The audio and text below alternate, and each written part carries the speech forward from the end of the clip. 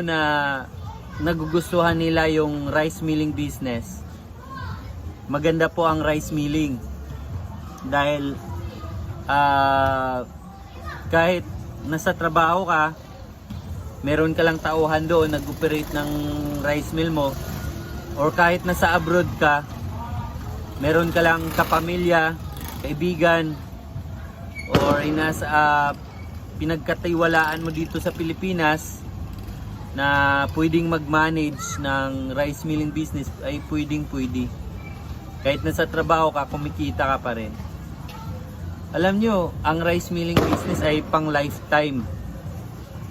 Hindi lang siya pang 1 year, 2 years, 3 years, 5 years, kundi pang lifetime.